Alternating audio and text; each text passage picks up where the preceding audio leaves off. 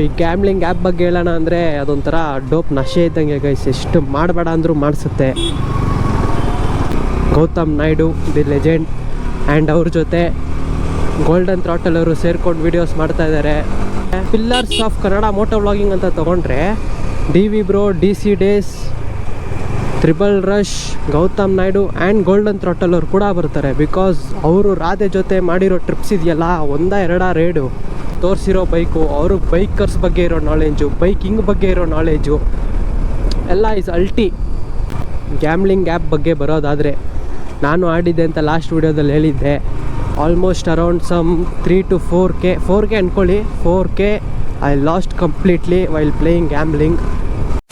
ಎಲ್ರಿಗೂ ನಮಸ್ಕಾರ ಬಾಯ್ಸ್, ಎಲ್ಲರೂ ಹೇಗಿದ್ದೀರಾ? ಎಲ್ಲರೂ ಚೆನ್ನಾಗಿದ್ದೀರಾ ಅನ್ಕೋತೀನಿ. ಹಾಗೆ ಚೆನ್ನಾಗಿರಿ, ಖುಷಿಯಾಗಿರಿ and welcome back to my YouTube channel DCSR rider. So main last ವಿಡಿಯೋದಲ್ಲೇ ಕಾಂಟ್ರವರ್ಸಿ ಬಗ್ಗೆ ಏನೇನಿದೆ DV ಬ್ರೋ ಮತ್ತು ಟಿಪಿಕಲ್ ಬ್ರೋದು ಅದೆಲ್ಲ ಹೇಳಿದ್ದೀನಿ. ಸೊ ಇನ್ನೇನಿಲ್ಲ, ಅವ್ರು ಮತ್ತೆ ಜಗಳ ಆಡೋಂಗಿದ್ರೆ ಆಡ್ಕೊಳ್ಳಿ, ಬಿಡಲಿ. ಇನ್ಫ್ಯಾಕ್ಟ್ ಹೇಳಬೇಕು ಅಂದರೆ ಟಿಪಿಕಲ್ ಬ್ರೋನು ಈಗ ಸುಮ್ಮನೆ ಇದ್ದಾರೆ, DV ಬ್ರೋನು ಸುಮ್ಮನೆ ಇದ್ದಾರೆ. ಯಾರೂ ಇದ್ರ ಬಗ್ಗೆನೂ ಮಾತಾಡ್ತಾ ಇಲ್ಲ. ಬಟ್ ಆ ಕಾಡಕ್ಕೆ ಹೊಸ ಓಜಿ ಇಲ್ದಿದ್ದಾರೆ. ಹೊಸ ಓಜಿ ಅಲ್ಲ, ಹಳೆ ಓಜಿನೇ, ಬಟ್ ಅವ್ರು ಇಲ್ದಿದ್ದಾರೆ. ನಾನು ಸುಮ್ ಕೂರೋ ಮಗ ಅಲ್ಲ. ಈಸ್ ನನ್ other than Gautam Naidu the legend and ಅವ್ರ ಜೊತೆ ಗೋಲ್ಡನ್ ಥ್ರಾಟಲ್ ಅವರು ಸೇರ್ಕೊಂಡು ವೀಡಿಯೋಸ್ ಮಾಡ್ತಾ ಇದ್ದಾರೆ.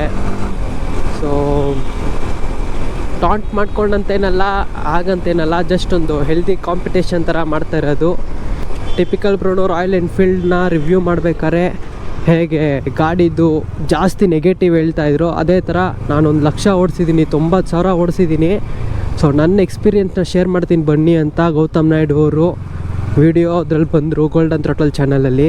ಅಂದರೆ ಗೋಲ್ಡನ್ ಥ್ರಾಟಲ್ ಅವರು ರಿವ್ಯೂ ಮಾಡ್ತೀನಿ ಅಂತ, ಅವ್ರು ಓಡಿಸಿರೋ ಬೈಕನ್ನು ರಿವ್ಯೂ ಮಾಡ್ತೀನಿ ಅಂತಲೇ ಹೇಳ್ಕೊಂಡು ಮುಂಚೆಯಿಂದನೂ ಬರ್ತಾಯಿದ್ರು. ಸೊ ಮಧ್ಯದಲ್ಲಿ ಬ್ರೇಕ್ ತೊಗೊಂಡಿದ್ರು, ಆ ಥರ ವೀಡಿಯೋಸ್ ಹಾಕಿರಲಿಲ್ಲ. And now is again back with experienced vehicles. So ಆಗಿರ್ಬೇಕಾದ್ರೆ ನಮ್ಮ ಗೌತಮ್ ನಾಯ್ಡು ಅವ್ರದ್ದು ಗಾಡಿ ಹಿಮಾಲಯನ್ನು 1,00,000 ಕಿಲೋಮೀಟರ್ ನಿಯರ್, ಅಂದರೆ 89,000 ಓಡಿದೆ. ಆ ಬೈಕ್ ಅಷ್ಟು ಓಡಿರೋದ್ರಿಂದ ಓಡಿಸಿರೋರ್ಗೂ ಮತ್ತು ಆ ಓಡಿರೋ ಬೈಕಿಗೂ ರಿವ್ಯೂ ಮಾಡೋಣ ಅಂತೇಳ್ಬಿಟ್ಟು ಅವರು ಗೋಲ್ಡನ್ ಥ್ರಾಟಲ್ ಅವರು ಗೌತಮ್ ನಾಯ್ಡುನ ಕರೆಸ್ಬಿಟ್ಟು ವೀಡಿಯೋ ಮಾಡ್ತಾರೆ. ಆ್ಯಂಡ್ ಎಂಟರ್ಟೈನ್ಮೆಂಟ್ ಅಂತೂ ಮಸ್ತಾಗಿತ್ತು. ಆ್ಯಂಡ್ ಎಂಟರ್ಟೈನ್ಮೆಂಟ್ ಅನ್ನೋದಕ್ಕಿಂತ it was very informative video.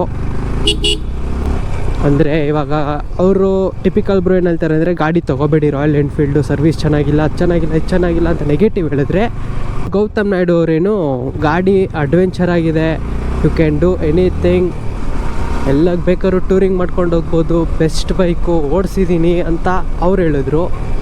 So it's nothing like promotion guys. ಯಾಕಂದರೆ ಇವಾಗ ಒಬ್ರಿಗೆ ರಾಯಲ್ ಎನ್ಫೀಲ್ಡು ಆಸೆ, ಇವಾಗ ಬೈಕಿಂಗ್ ಕಮ್ಯುನಿಟಿಲಿ ಹೇಗೆ ಗೊತ್ತಾ, it's not just small bikes, Splendor, passion pro ಆ ಥರ ಬೈಕ್ ತೊಗೊಳ್ಳೋದಿಲ್ಲ.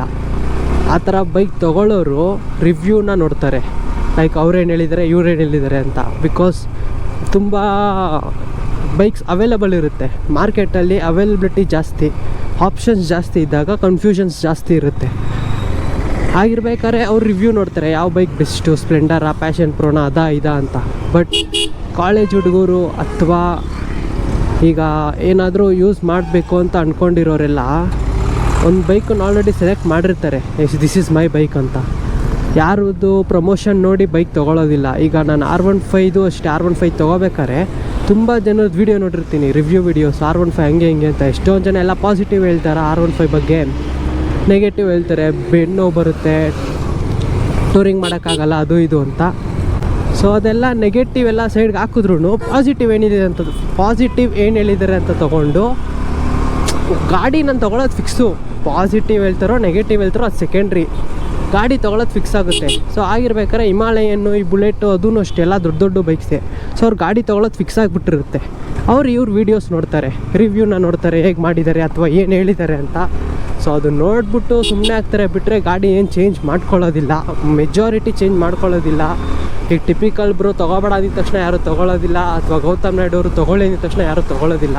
ಮನ್ಸಿಗೆ ಅದು ಬಂದ್ಬಿಡುತ್ತೆ ಗಾಡಿ ಅಂದರೆ, that's the bike love. So ಮನ್ಸಿಗೆ ಬಂದ್ಬಿಡುತ್ತೆ I have to buy this bike ಅಂತ. ಸೊ ಅದಾದಮೇಲೆ ಅವರು ಆ ಬೈಕ್ ಬಗ್ಗೆ ಪಾಸಿಟಿವ್ ಮತ್ತು ನೆಗೆಟಿವ್ ನೋಡೋಣ ಅಂತ ರಿವ್ಯೂಗಳು ನೋಡೋದು. ಸೊ ಆಗಿರ್ಬೇಕಾದ್ರೆ ಅಷ್ಟೊಂದೇನು ಇಂಪ್ಯಾಕ್ಟ್ ಮಾಡಲ್ಲ ಅವ್ರದ್ದು, ಬಟ್ ಅವ್ರ ಎಕ್ಸ್ಪೀರಿಯೆನ್ಸ್ನ ಶೇರ್ ಮಾಡ್ಕೊಳ್ಳೋಕ್ಕೆ ಗೌತಮ್ ನಾಯ್ಡು ಅವರು ಗೋಲ್ಡನ್ ಥ್ರಾಟಲ್ ಚಾನಲ್ಗೆ ಬಂದ್ಬಿಟ್ಟು ಅವ್ರ ಎಕ್ಸ್ಪೀರಿಯೆನ್ಸ್ನ ಶೇರ್ ಮಾಡಿರೋದು. ಲಾಸ್ಟ್ ವಿಡಿಯೋದಲ್ಲಿ ಡಿ ವಿ ಮತ್ತು ಟಿಪಿಕಲ್ ಬ್ರೋ ಕಾಂಟ್ರವರ್ಸಿಗೆ ಬರೋದಾದರೆ, like community is growing good bro, community is growing day by day good, not good, best ಅಂತಲೇ ಹೇಳ್ಬೋದು. ಯಾಕಂದರೆ pillars of Kannada moto vlogging ಅಂತ ತೊಗೊಂಡ್ರೆ D V bro, D C days, triple rush, Gautam Naidu and golden throttle ಅವ್ರು ಕೂಡ ಬರ್ತಾರೆ. Because ಅವರು ರಾಧೆ ಜೊತೆ ಮಾಡಿರೋ ಟ್ರಿಪ್ಸ್ ಇದೆಯಲ್ಲ, 1-2 ರೈಡು ಯಾರು ಮಾಡಕ್ ಸಾಧ್ಯ ಆಗಲ್ಲ. ಆಲ್ಮೋಸ್ಟ್ 1 ಇಯರ್ಗೆ 3 to 4 ಬಿಗ್ ರೈಡ್ಸ್ ಹೊಡಿತಾರೆ. ಅಷ್ಟು ಡೆಡಿಕೇಟೆಡ್ ಆಗಿ ವರ್ಕ್ ಮಾಡಿದ್ದಾರೆ ಅವರು. ಕಾಂಟ್ರಿಬ್ಯೂಷನ್ ಇದೆ. ಆ್ಯಂಡ್ ರಿವ್ಯೂ ಅಂತ ಬರೋದಾದರೆ ಟಿಪಿಕಲ್ ಬ್ರೋ ಅವ್ರದ್ದು ಮಸ್ತಾಗಿ ಕಾಂಟ್ರಿಬ್ಯೂಷನ್ ಇದೆ. ಬೇರೆ ಯೂಟ್ಯೂಬರ್ಸ್ದು ಇದೆ ರಿವ್ಯೂ, ಬಟ್ ಟಿಪಿಕಲ್ ಬ್ರೋ ಅಷ್ಟಿಲ್ಲ. ಅಂದರೆ ಇವಾಗ ಫಸ್ಟು ಯಾವುದಾದ್ರೂ ಬೈಕ್ ತೊಗೋಬೇಕು, ರಿವ್ಯೂ ನೋಡೋಣ ಅಂತ ಮೈಂಡಿಗೆ ಬಂದರೆ ಫಸ್ಟ್ ಬರೋದು ಹೆಸರೇ ನಮಗೆ ಟಿಪಿಕಲ್ ಬ್ರೋ ಅವ್ರದ್ದು ವೀಡಿಯೋ ನೋಡೋಣ ಇರು, ಯಾವ ಬೈಕು, ಈ ಬೈಕು ಸರ್ಚ್ ಮಾಡೋಣ, ನೋಡೋಣ ಏನು ಹೇಳಿದ್ದಾರೆ ಅಂತ. ಸೊ ಆ ಥರ ಮೈಂಡ್ಸೆಟ್ ಬಂದ್ಬಿಟ್ಟಿದೆ ಈಗ ರಿವ್ಯೂ ಅಂತ ಬಂದರೆ ಟಿಪಿಕಲ್ ಬ್ರೋ ಅವ್ರ ಮೇಲೆ. ಇನ್ನು ಡಿ ವಿ ಬ್ರೋ ಏನು ಸುಮ್ಮನೆ ಅಲ್ಲ, ಅವರು pillar of the Kannada moto vlogging community. Like ಅವ್ರು ತೋರಿಸಿರೋ ಬೈಕು, ಅವರು ಬೈಕರ್ಸ್ ಬಗ್ಗೆ ಇರೋ ನಾಲೆಜು, ಬೈಕಿಂಗ್ ಬಗ್ಗೆ ಇರೋ ನಾಲೆಜು ಎಲ್ಲ ಈಸ್ ಅಲ್ಟಿ. ಸೊ ಇನ್ನು ಗೌತಮ್ ನಾಯ್ಡು ಅಂತ ಬಂದರೆ ಅವ್ರಿಗೆ ಬೇರೆ ಯೂಟ್ಯೂಬರ್ಸ್ ಅಷ್ಟು ರೀಚ್ ಸಿಕ್ಕಿಲ್ಲ ಅನ್ನೋದು ಬಿಟ್ಟರೆ ಅವ್ರ ವೀಡಿಯೋಸ್ ಎಲ್ಲ most demanded videos and most adventure videos. ಲಡಾಖೆಲ್ಲ ಹೆಂಗೆ ತೋರಿಸಿದ್ದಾರೆ ಗುರು ಅವರು, ಮಸ್ತಾಗಿ ತೋರಿಸಿದ್ದಾರೆ ಲಡಾಖ್ ವೀಡಿಯೋಸು, ಅದು ಇದು ಅಂತೆಲ್ಲ. ಇವರು ಗೋಲ್ಡನ್ ಥ್ರಾಟಲ್ಲೂ ಅಷ್ಟೇ ಹಳೆ ತಲೆ, ಗೌತಮ್ ನಾಯ್ಡು ಅವ್ರಿಗಿಂತ ಹಳುಬ್ರವರು. ಟಿಪಿಕಲ್ ಬ್ರೋ ಬಗ್ಗೆನೇ ಮಾತಾಡಬೇಕು ಅಂದರೆ ಒಬ್ಬ ಹೀರೋ ಡೇಟ್ ಸಿಗೋದೇ ಕಷ್ಟ. ಲೈಕ್ ಇವಾಗ ಬನ್ನಿ ಮಾತಾಡೋಣ ಅಂತ ಹೇಳ್ಬಿಟ್ಟು ಒಂದು ಹೀರೋನ ಕರ್ಸೋದೇ ಕಷ್ಟ. ಅಂಥದ್ರಲ್ಲಿ ಒಬ್ಬ ಹೀರೋ ನಮ್ಮ ದುನಿಯಾ ವಿಜಯ್ ಸರ್ ಭೀಮಾ ರಿಲೀಸ್ ಟೈಮಲ್ಲಿ ಟಿಪಿಕಲ್ ಬ್ರೋ ಅವ್ರ ಜೊತೆ ಎಲ್ಲ ಸೇರಿಕೊಂಡು RX ಗಾಡಿನ ರಿವ್ಯೂ ಮಾಡ್ತಾರೆ ಅಂದರೆ ಇಟ್ಸ್ ನಾಟ್ ಜಸ್ಟ್ ಹೇಳ್ದಷ್ಟು ಈಸಿ ಅಲ್ಲ ಅಂತಾರಲ್ಲ ಹಾಗೆ. It's not just as simple as we say, ಹೇಳ್ದಷ್ಟು ಈಸಿ ಅಲ್ಲ. ಸೊ ಅವ್ರು ಬಂದು ಮಾಡಿದ್ದಾರೆ ಅಂದರೆ ಅದ್ರ ಹಿಂದೆ ಯೂಟ್ಯೂಬಲ್ಲಿ ಎಷ್ಟು ಡಿಮ್ಯಾಂಡ್ ಇದೆ ಅನ್ನೋದು ಅಲ್ಲೇ ಗೊತ್ತಾಗ್ಬಿಡುತ್ತೆ. So everything is going good. So ಇದನ್ನ ಹೀಗೆ ಕಂಟಿನ್ಯೂ ಮಾಡ್ಕೊಂಡು ಹೋಗ್ರಿ, ಯಾವ ಜಗಳ ಏನು ಆಡೋಕ್ಕೆ ಹೋಗಬೇಡ್ರಿ. ನೆಕ್ಸ್ಟು ಗ್ಯಾಮ್ಲಿಂಗ್ ಆ್ಯಪ್ ಬಗ್ಗೆ ಬರೋದಾದರೆ, ನಾನು ಆಡಿದ್ದೆ ಅಂತ ಲಾಸ್ಟ್ ವೀಡಿಯೋದಲ್ಲಿ ಹೇಳಿದ್ದೆ. ಸೊ ಹೌದು, ನಾನು ಆಡಿ ಅನುಭವಿಸ್ಬಿಟ್ಟಿದ್ದೀನಿ. ಅರೌಂಡ್ ಸಮ್ 3 to 4K ಅಂದ್ಕೊಳ್ಳಿ, 4K I lost completely while playing gambling. ಯಾಕೆ ಬುದ್ಧಿ ಕಲ್ತಿದ್ದೀನಿ ಬಾಯ್ಸ್, ಆಡಬಾರ್ದಿತ್ತು ಆಡ್ಬಿಟ್ಟೆ, ಬುದ್ಧಿ ಕಲ್ತಿದ್ದೀನಿ. ಆ್ಯಂಡ್ ಅದು ಯಾವಾಗ ತಪ್ಪು ಅಂತ ನಂಗೆ ಅನಿಸಿದ್ದು ಅಂದರೆ, ಒಬ್ಬರು ವ್ಯಕ್ತಿ ಬರ್ತಾರೆ ನನ್ನ ಜೀವನಕ್ಕೆ, ಮಸ್ತಾಗಿ ಪಾಠ ಕಲಿಸ್ಕೊಟ್ರು. ಸೊ ಅವರಿಂದಾನೇ ಈ ಪಾಠನೂ ಕಲ್ತಿದ್ದು. ಲೈಕ್ ಜೀವನದಲ್ಲಿ ಒಂದು ಅರ್ಥ ಮಾಡ್ಕೊಳ್ಳಿ ಗೈಸ್, ಯಾರಿಗೆ ನೀವು ಎಷ್ಟೇ ಹೇಳಿ ಆಡಬೇಡಿ ಅಂತ, ಅವ್ರಿಗೆ ಆಡಬೇಕು ಅಂತ ಅನ್ನಿಸ್ತಾ ಡೆಪಾಸಿಟ್ ಮಾಡ್ತಾರೆ, ಆಡ್ತಾರೆ. ಈ ಕಣ್ಣಲ್ಲಿ ಇನ್ನೀ ಏನೇನು ನೋಡಬೇಕು ಕಾಣ.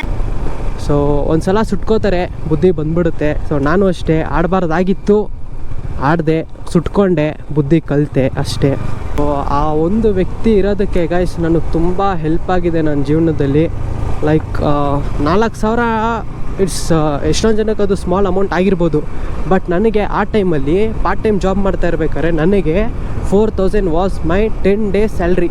10 ದಿನ ಕಷ್ಟಪಟ್ಟು ದುಡ್ದಿರೋ ದುಡ್ಡನ್ನ ಯಾವುದೋ ಅವೇಟ್ ರೆಡಿ ಈ ಥರ ಏರೋಪ್ಲೇನ್ ಥರ ಹಿಂಗೆ ಆರಿಸ್ಬಿಡ್ತೀನಿ ದುಡ್ಡನ್ನ.